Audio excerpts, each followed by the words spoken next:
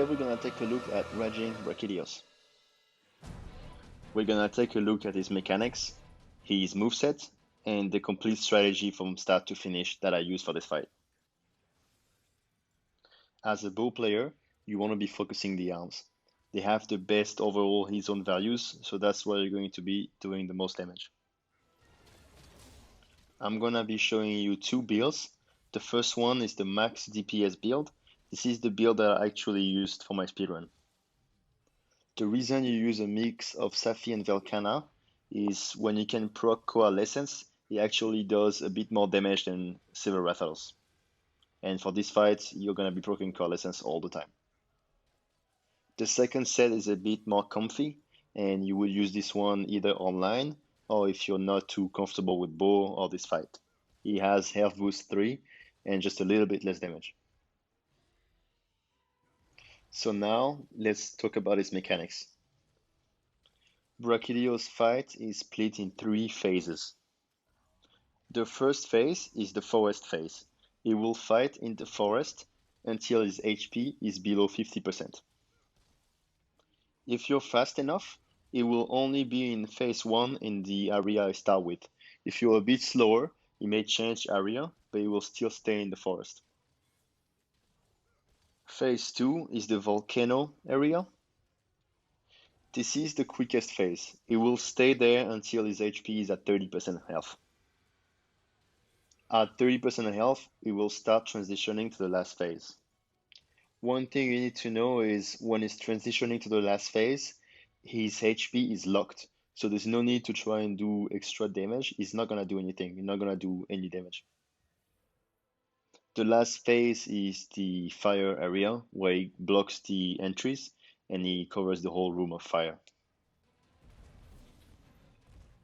His second mechanic that you probably already knew is the red slime mechanic. Over time, his arms, head, and tail are going to turn red. His moveset is going to change depending on what part of his body is red, so you need to be very careful of that, but I will talk about it later. There is 2 ways of getting rid of the red slime, either damage or using the moss pits that are on the floor. I am not going to cover his whole moveset, and then I will cover the strategy that I used against him. His first move is also one of his most annoying ones. I call it the side punch. You can get hit by the punch, get hit by the tail, and the explosions are really fast. There's 2 ways to avoid it. Either you dash backwards, that's the safe way, but you can't really punish him. The second way is a bit more aggressive. You have to dash to iframe the punch under him and then do a rapid and power combo. It's up to you to decide which one you want to use. Next we have the slam. This is the most straightforward and basic attack. What you want to do is dash on the side to avoid it, and what I usually do is 3 rapid and a power shot. Just be mindful, if the arm is punching with has red slime, the explosion is going to be a lot bigger, so you need to evade a lot further. Then we have the leap. This is pretty straightforward, just dash on the side, and I usually do 2 rapid, a power, and then a dash and a power shot.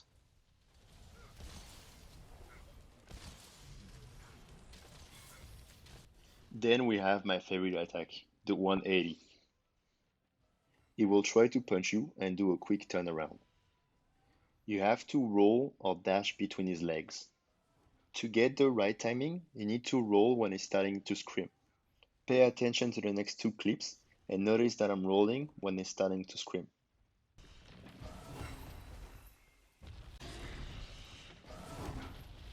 This move is very important because he will always follow it by either a leap or a slam. Those moves are very punishable, so you know that when he's doing a 180, the next move is going to be a very punishable move.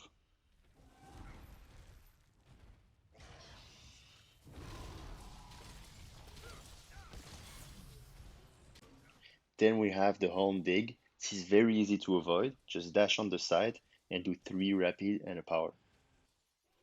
Just be mindful, you can do a quick nudge before this attack, and if you get flinched, you may get hit by the horn dig. Then we have the horn leap. So for this one, very easy. Just dodge on the side and do 2 rapid and a power shot.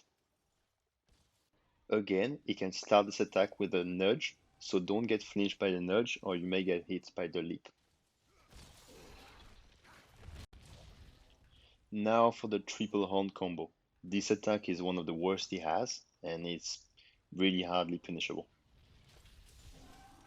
The first 2 horns attack are really easy to avoid, just dash on the side when it's about to hit you.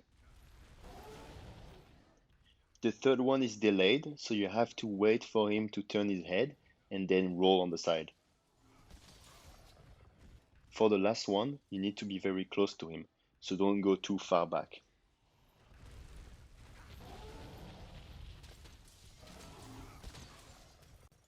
For the fire line, it will use this arm that has the red slime to create a fire line. Just dodge on the side and do 2 rapid and a power.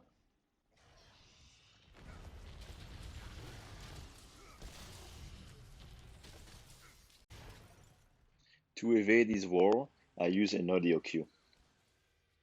If you listen closely, you can see that he rolls twice. A first time, and then there's a delayed scream a half a second after.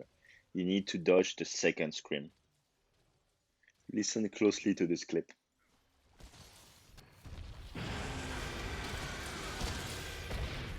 And another one.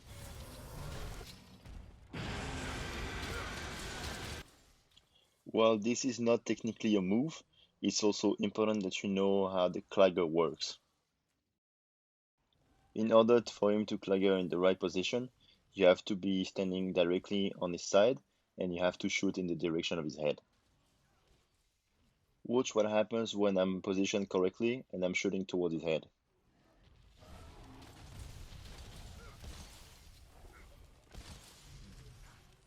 This is a very punishable Clagger. Now watch what happens if I'm not positioned correctly.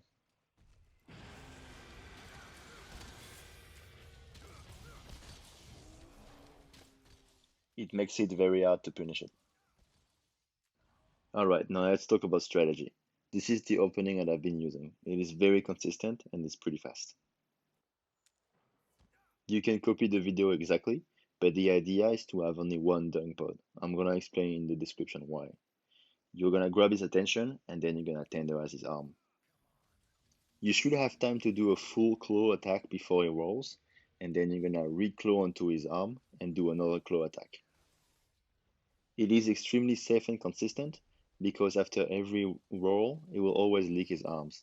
That gives you enough time to do the claw attack. As soon as you did that, you want to walk into a blast puddle as fast as possible. Proccing coalescence is crucial. It lasts for 1:30, so you want to do it as fast as possible. For all of phase 1, you're going to be focusing only on his right arm. The reason is that when his arm breaks, he's going to knock down. You want to keep the right arm break for the last phase. When you did enough damage, he's going to leave for phase 2. There is a long animation where he doesn't move. Do as much damage as possible. All the damage that you do now is damage that you won't have to do in phase 2. During the transition to phase 2, you're gonna refresh your buffs, so the Mice Seed and the Demon Powder, and you have time to either drink a Mega Demon Drug or refresh your Dash Juice, so I'll let that up to you. Whenever you have the chance during the transition, grapple onto his right arm and refresh Tenderize.